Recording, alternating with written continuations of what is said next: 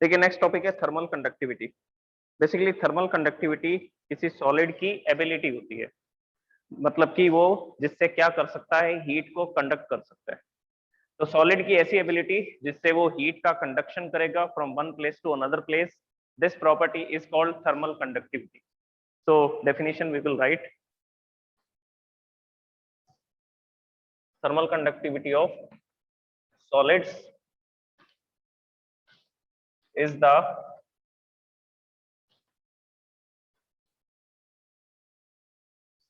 ability due to which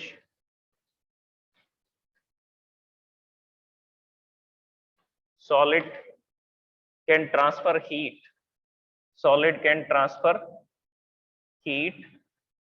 from one place to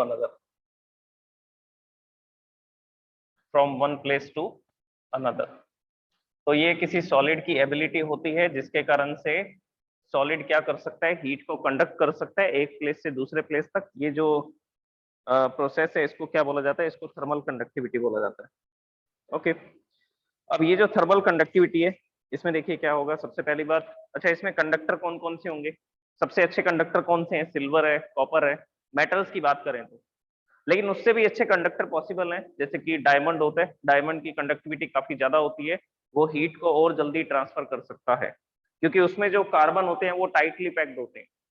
तो solid के अंदर पार्टिकल जितना ज्यादा टाइटली पैक्ड होंगे, सॉलिड की डेंसिटी जितनी ज्यादा होगी, उतना ही वो क्या करेगा, कंडक्शन करेगा। तो बेसिकली ये पार्टिकल्स के अरेंजमेंट पे भी डिपेंड करेगा कि कंडक्शन की क्या स्पीड होगी, किस मतलब कि कैसे वो कितनी हीट को एक जगह से दूसरी जगह पर ट्रांसफर कर सकता है। और थर्मल कंडक्टिविटी को मेजर करने का तरीका क्या है? थर्मल कंडक्टिविटी को मेजर करने का हमारे पास तरीका है rate of flow of heat. Rate of flow of heat, ये जो rate of flow of heat है, आप इसको ये भी बोल सकते हैं heat transferred per unit time. आप इसको ये भी बोल सकते हैं heat transferred per unit time, मतलब कि पर सेकंड वो जितनी हीट को ट्रांसफर करेगा उसको बोला जाता है रेट ऑफ हीट फ्लो या rate of flow of heat. और इसको किससे लिखा जाता है? इसको कैपिटल एच से लिखते हैं। कैपिटल एच का मतलब क्या है? The heat transferred in per unit time. The heat transfer per unit time, इसको क्या बोला जाता है? Rate of flow of heat. अब इसका एग्जांपल देखो क्या होगा। जैसे मेरे पास ये एक मेटल की रोड है और दूसरी तरफ मेरे पास एक कोल्ड बॉडी है जो क्या करेगी, जो इस हीट को एब्जॉर्ब करेगी। तो मैंने इस मेटल की रोड के साथ में इस कोल्ड बॉडी को रख दिया, this is the cold body. और यहाँ पर हमने क्या लगाया, यहाँ पर हमने सोर्स लगाया। तो सोर्स लगाने से क्या होगा, ये सब्सटेंस गर्म होगा, हीटअप होगा और ये हीट का कंडक्शन करेगा। अगर सॉलिड की बात कर रहे हैं तो कैसे करेगा हीट का कंडक्शन? अगर सॉलिड की बात कर रहे हैं तो हीट का कंडक्शन होगा पार्टिकल बाय पार्टिकल। तो ये पार्टिकल्स होंगे इस सॉलिड के अंदर और ये पार्टिकल्स क्या करने वाले हैं, हीट को कंडक्ट करने वाले हैं। कैसे कंडक्ट करेंगे? वाइब्रेशन से। तो जब हम यहाँ पर हीट एनर्जी प्रोवाइड करेंगे, इन पार्टिकल्स के जो वाइब्रेशन का एम्पलीट्यूड है वो इंक्रीज हो जाएगा। पहले पार्टिकल ऐसा वाइब्रेट कर रहा था, अब पार्टिकल ऐसा वाइब्रेट कर रहा है। So amplitude of the vibration will be increase, then this will collide to the next particle and transfer its energy to the next particle. अब इससे नेक्स्ट पार्टिकल वाइब्रेट करेगा, फिर नेक्स्ट। तो ये पार्टिकल बाय पार्टिकल, ये particle की first layer, फिर second layer, फिर थर्ड लेयर, फिर फोर्थ लेयर, इस तरह से हीट का कंडक्शन होगा। और ऐसा करते करते लास्ट वाले जो पार्टिकल्स हैं वो भी इसी एम्पलीट्यूड से वाइब्रेट करना स्टार्ट कर देंगे। मतलब कि यहाँ पर भी पार्टिकल्स की काइनेटिक एनर्जी बढ़ चुकी है, तो मतलब यहाँ का टेम्परेचर इंक्रीज हो चुका है। तो धीरे धीरे हीट कंडक्ट हो रही है हाई टेम्परेचर के एंड से लोअर टेम्परेचर के एंड तक। और ये जो कोल्ड बॉडी है ये इस हीट को एब्जॉर्ब कर रही है। और हमने ये देखा कि पर सेकेंड ये 100 जूल की एनर्जी को एब्जॉर्ब कर सकती है। ये पर सेकेंड 100 जूल की एनर्जी को क्या कर रही है, एब्जॉर्ब कर रही है। मतलब कि यहां से हम लोग 100 जूल की एनर्जी दे रहे हैं, दूसरी तरफ 100 जूल की एनर्जी पर सेकेंड मिल रही है, पर सेकेंड। तो ये 100 जूल पर सेकेंड, जूल पर सेकेंड को आप क्या बोलते हैं, इसको वॉट भी बोलते हैं। तो रेट ऑफ हीट फ्लो को किस में मेजर किया जाता है? रेट ऑफ हीट फ्लो को वॉट में भी मेजर किया जाता है, क्योंकि हीट एनर्जी को जूल में लिखते हैं, टाइम को मेजर करते हैं सेकंड में। तो जूल पर सेकंड, जूल पर सेकंड को क्या बोला जाता है? वॉट। और वॉट का सीधा सा मतलब ये होगा कि पर सेकंड कितनी हीट एनर्जी रिसीव की जा रही है from the cold and, cold and से हम कितनी हीट एक्सट्रैक्ट कर रहे हैं। सो this is the thermal conductivity, इसको थर्मल कंडक्टिविटी बोलते हैं।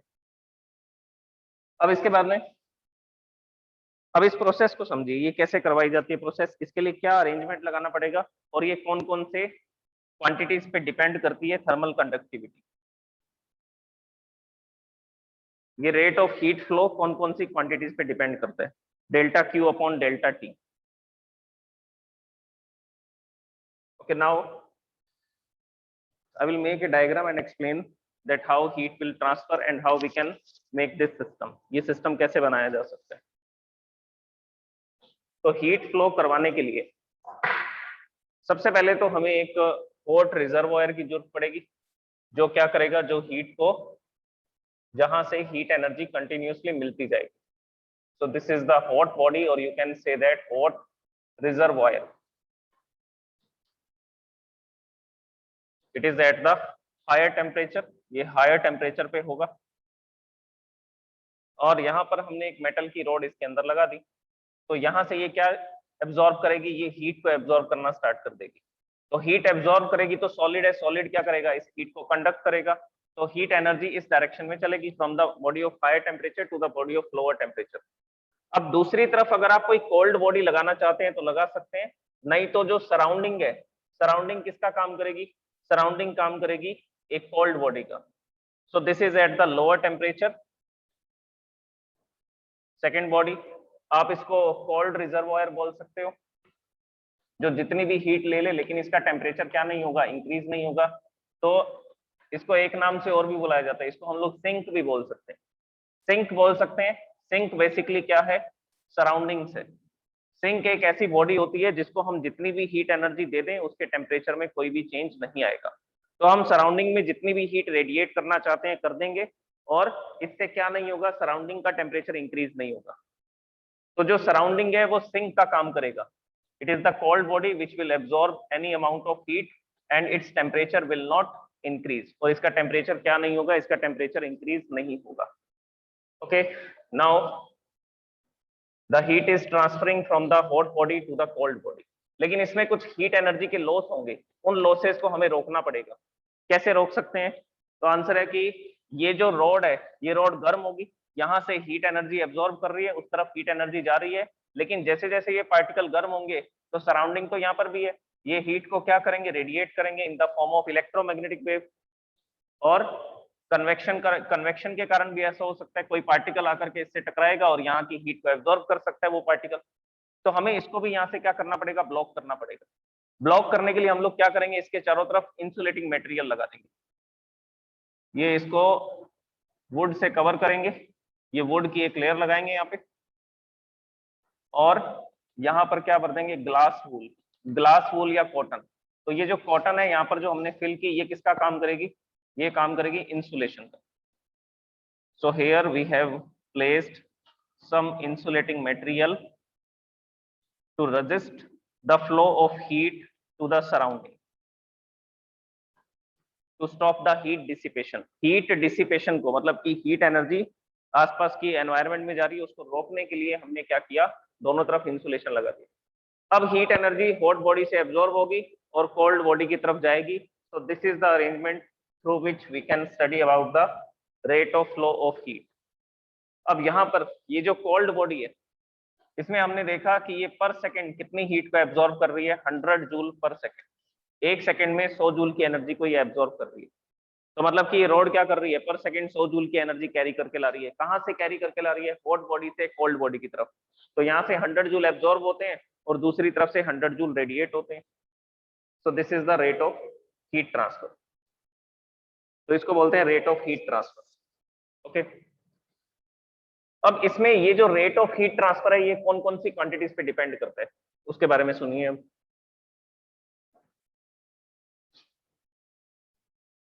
Rate of flow of heat is directly proportionate to the cross section area of the material.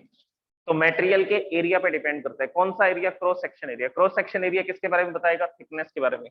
जैसे अभी मैंने एक मेटल की रोड आपको इस डायग्राम में दिखाई थी, तो ये जो एरिया आपको दिख रहा है, this is the thickness of the road. This is called cross sectional area. Cross section area, इस एरिया की बात की जा रही है। तो एक तो हमारे पास ये वाली रोड है और दूसरी हमारे पास ये रोड है। तो कौन ज्यादा हीट को ट्रांसफर करेगा? कौन ज्यादा हीट को ट्रांसफर करेगा? जिसका एरिया ज्यादा है, डबल है इसका एरिया। इसका एरिया अगर ए था तो इसका एरिया 2a है। ऐसा क्यों? क्योंकि यहाँ पर पार्टिकल्स का नंबर इंक्रीज हो गया ना इस सरफेस एरिया पे, तो ये पार्टिकल्स ही तो वाइब्रेट करते करते हीट को ट्रांसफर करते हैं। तो इसके अंदर 3 पार्टिकल आ रहे थे, इसमें 6 पार्टिकल्स आ रहे हैं इस लेयर में। तो यहाँ पर 3 पार्टिकल वाइब्रेट करते हुए हीट को ट्रांसफर करेंगे, यहाँ पर 6 पार्टिकल वाइब्रेट करते हुए हीट को ट्रांसफर करेंगे। तो रेट ऑफ हीट फ्लो कब ज्यादा हो सकता है, कब इंक्रीज किया जा सकता है? जब हम उसका क्रॉस सेक्शन एरिया इंक्रीज कर देंगे।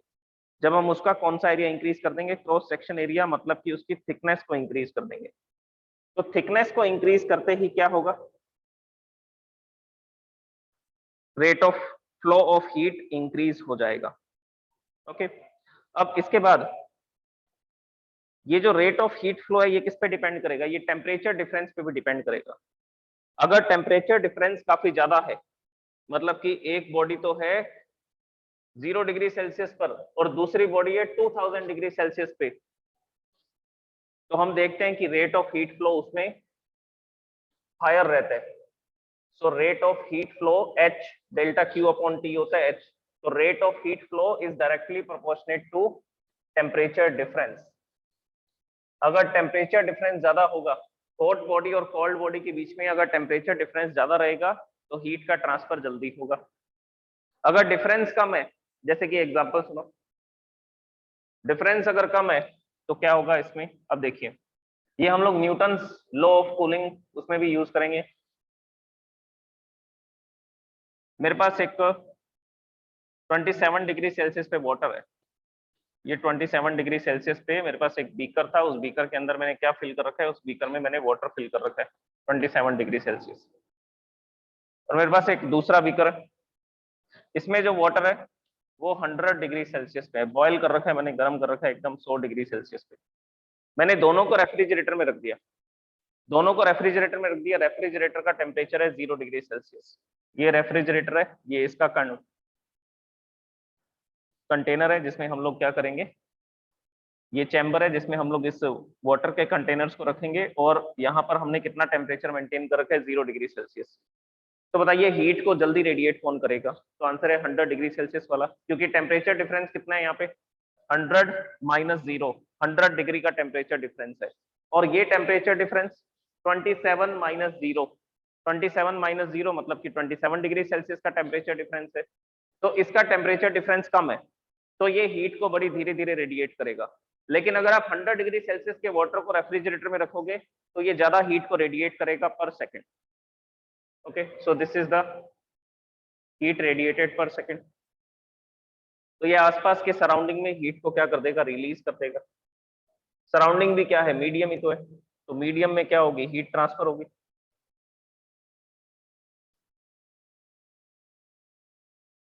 तो इस तरह से ये हीट ट्रांसफर हो सकती है।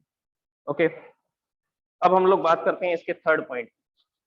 The rate of heat transfer is inversely proportionate to the length of the conductor, to the length of the solid. जो भी सॉलिड है या जो भी हमारे पास स्ट्रक्चर है, उस स्ट्रक्चर की जितनी लेंथ होगी उस लेंथ के इनवर्सली प्रोपोर्शनेट होगा। लेंथ को मैंने डेल्टा एक्स से लिखा है, उसका कारण मैं आपको बताऊंगा क्यों लिखा है डेल्टा एक्स से। लेंथ को एल से भी लिखा जा सकता था। हमें यहाँ पे टेम्परेचर ग्रेडियंट के डेफिनेशन को भी अंडरस्टैंड करना है, तो उस डेफिनेशन में हम लोग इसको डेल्टा एक्स लिखेंगे। एनीवेज, अभी जो मैंने डायग्राम बनाया था, आपको पता है कि उस डायग्राम के अंदर यहाँ पर ये हॉट बॉडी थी जहां से हीट एब्जॉर्ब हो रही थी, और दूसरी जो बॉडी थी वो कौन सी बॉडी थी? वो कोल्ड बॉडी थी जहां तक हीट क्या हो रही थी? रिलीज हो रही थी। तो इस केस में अब यहां से लेकर यहां तक ये इसकी क्या है? This is the length of the rod, this is the length of the material. ये उस मटेरियल की लेंथ है। तो अगर मैं इस लेंथ को इंक्रीज कर दूं, देखो यहां से यहां तक हीट को जाने में मान लीजिए इसको टाइम लग जाता है 10 मिनट्स तक। 10 मिनट बाद हम देखते हैं कि ये जो हॉट एंड है, दूसरी तरफ से जो कोल्ड एंड है, वो भी गर्म होना स्टार्ट हो जाता है, मतलब कि हीट यहाँ तक पहुंच चुकी है। तो हीट को यहाँ से यहाँ ट्रांसफर होने में 10 मिनट्स लग रहे हैं। अब मैंने इसकी लेंथ को और इंक्रीज कर दिया, लेंथ को और इंक्रीज कर दिया, तो यहाँ से यहाँ तक 10 मिनट लगेंगे, इतनी लेंथ को कवर करने में, फिर हमने इसकी लेंथ को और इंक्रीज कर दिया, तो फिर यहाँ से यहाँ तक ट्रांसफर होने में और 10 मिनट लगेंगे, तो रेट ऑफ हीट फ्लो क्या हो जाएगा, कम हो जाएगा। तो अगर डिस्टेंस को इंक्रीज, अगर हॉट एंड और कोल्ड एंड के बीच की अगर डिस्टेंस इंक्रीज हो जाए, मतलब कि मटेरियल की लेंथ को अगर इंक्रीज कर दिया जाए, तो उस केस में रेट ऑफ हीट फ्लो क्या हो जाता है, रेट ऑफ हीट फ्लो कम हो जाता है। अब हीट को ट्रांसफर होने में और ज्यादा टाइम लगेगा, अगर टाइम ज्यादा लगेगा, डिवाइड में आ रहा है देखो डेल्टा टी, टाइम अगर ज्यादा लगेगा तो रेट ऑफ हीट फ्लो क्या हो जाएगा, डिक्रीज हो जाएगा। तो ये 3 पैरामीटर्स हैं जिसपे rate of heat flow depend करता है। अब इन तीनों को कंबाइन कर देते हैं, तो जैसे ही हम इनको कंबाइन करेंगे, जैसे हम इन तीनों को क्या करेंगे, कंबाइन करेंगे by combining these equations,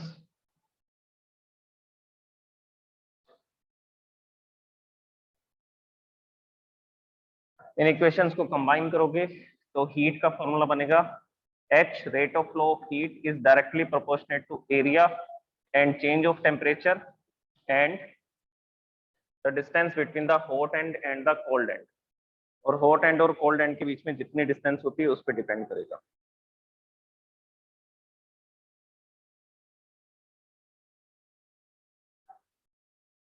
okay, अब देखिए ये जो रेट ऑफ हीट फ्लो है क्या सिर्फ इन क्वांटिटीज पे डिपेंड करता है, क्या मटेरियल पे डिपेंड नहीं करेगा। अगर मैंने आयरन को लिया या कॉपर को लिया तो दोनों की कंडक्टिविटी क्या है, दोनों की कंडक्टिविटी अलग अलग है, तो कोई हीट को जल्दी ट्रांसफर करता है, कोई हीट को उसको टाइम लगेगा ट्रांसफर करने में। तो दोनों ही केसेस में क्या हो रहा है, अलग अलग हीट कंडक्शन होगा।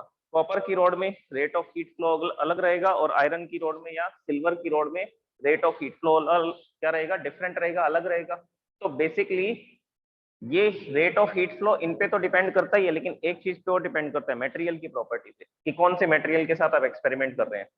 तो इस केस में क्या होगा, इस केस में जब हम लोग प्रोपोर्शनेट के सिंबल को हटाएंगे तो यहाँ एक कांस्टेंट लगाएंगे, उस कांस्टेंट को बोला जाता है thermal conductivity of the material. तो हमने ये मटेरियल की प्रॉपर्टी को इसमें क्या कर दिया, मटेरियल की प्रॉपर्टी को इसमें ऐड कर दिया। तो मटेरियल की प्रॉपर्टी को हमने इसमें ऐड किया तो क्या होगा, ये कंडक्टिविटी भी अब इसमें आ चुकी है। तो रेट ऑफ हीट फ्लो किस पे डिपेंड करता है, मटेरियल की प्रॉपर्टी पे भी डिपेंड करता है, थर्मल कंडक्टिविटी पे भी डिपेंड करेगा कि वो कितनी हीट पर सेकंड ट्रांसफर करता है, एरिया पे डिपेंड करेगा, चेंज ऑफ टेम्परेचर पे, और distance between the hot end end the cold end, इन दोनों एंड्स के बीच में जितनी डिस्टेंस है उस पर भी ये डिपेंड करेगा। सो this is about the rate of heat flow. अब देखिए इस इन सब के अंदर जो नई क्वांटिटी है वो क्या है, ये होता है रेट ऑफ हीट फ्लो, कि कितने पर सेकंड कितने जूल की एनर्जी को ये ट्रांसफर कर रहा है। ये होता है एरिया, मीटर स्क्वायर में मेजर करते हैं। चेंज ऑफ टेम्परेचर थर्मोमीटर से मेजर कर लेंगे कि हॉट बॉडी और कोल्ड बॉडी के टेम्परेचर क्या है और टेम्परेचर डिफरेंस पता लग जाएगा। सो this is the temperature difference between the hot and cold and this is the distance between the hot and cold and, मतलब कि जो हमने रोड ली है जिससे हम एक्सपेरिमेंट कर रहे थे उसकी लेंथ क्या है, तो इसको मीटर में मेजर कर लेंगे। जो अननोन क्वांटिटी है वो क्या है, वो है के। के is called coefficient of thermal conductivity. तो अब इसके बारे में डिस्कस करते हैं और इसके फॉर्मूला को बनाते हैं। फॉर्मूला से बनेगी फिर डेफिनेशन। तो ये जो इक्वेशन है यहाँ पर जो मैंने लिखी है, दिस इक्वेशन, इस इक्वेशन का यूज करके हम लोग क्या कर सकते हैं, थर्मल कंडक्टिविटी का फॉर्मूला बना सकते हैं। तो पहले तो लिखते हैं K is the coefficient of, K is the coefficient of thermal conductivity, K is the coefficient of thermal conductivity.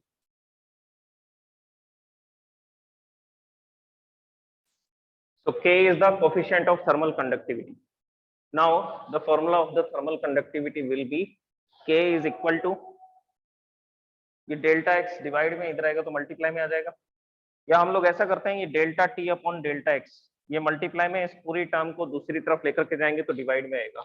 So here I will write H, और ये जो पूरी टर्म है इसको हम लोग किस में लिखेंगे, मल्टीप्लाई में था delta T upon delta x, तो ये पूरी टर्म को इधर ले आए, ये डिवाइड में आ गया। एरिया भी मल्टीप्लाई में इधर आएगा तो डिवाइड में आ जाएगा। So this is the formula of thermal conductivity, coefficient of thermal conductivity. Definition क्या बनेगी? इसको क्या बोलते हैं? इसको बोलते हैं rate of flow of heat. Divide by area मतलब per unit area. Divide by area का मतलब per unit area. अब ये वाली नई टर्म है delta T upon delta x. Delta T upon delta x is called temperature gradient. Delta T upon delta x is called temperature gradient. Gradient का मतलब decrease होना. जैसे एग्जांपल सुनिए, यहां पर इसका टेम्परेचर हमने 100 डिग्री सेल्सियस मेंटेन कर रखा है और दूसरी तरफ इसका टेम्परेचर 20 डिग्री सेल्सियस है. हम यहां से 1 मीटर आगे जाते हैं. 1 मीटर आगे जाते हैं तो हम देखते हैं कि टेम्परेचर 90 डिग्री हो गया. फिर 1 मीटर और आगे जाते हैं तो टेम्परेचर 80 डिग्री हो गया. तो पर मीटर लेंथ चलने पर कितना टेम्परेचर में चेंज आ रहा है? 10 डिग्री सेल्सियस का. कितना टेम्परेचर डिग्रेड होता जा रहा है? 10 डिग्री सेल्सियस. तो अगर यहाँ पर टेम्परेचर 100 डिग्री सेल्सियस है तो इस रोड में जब आप 1 मीटर आगे चले जाएंगे तो वहां पर आपको टेम्परेचर मिलेगा 90 degree Celsius. So this is the temperature gradient. The fall of temperature per unit length. The fall of temperature per unit length is called temperature gradient. तो पर यूनिट लेंथ में जितना टेम्परेचर कम हो जाएगा उसको बोलते हैं temperature gradient. और किस डायरेक्शन में चलना पड़ेगा आपको? In the direction of the decreasing temperature. जब हम लोग टेम्परेचर डिक्रीजिंग की डायरेक्शन में चलेंगे तो पर यूनिट डिस्टेंस चलने के बाद जितना टेम्परेचर कम हो जाएगा that is called temperature gradient. अब इसकी डेफिनेशन लिखते हैं कोएफिशिएंट ऑफ थर्मल कंडक्टिविटी की. So the coefficient of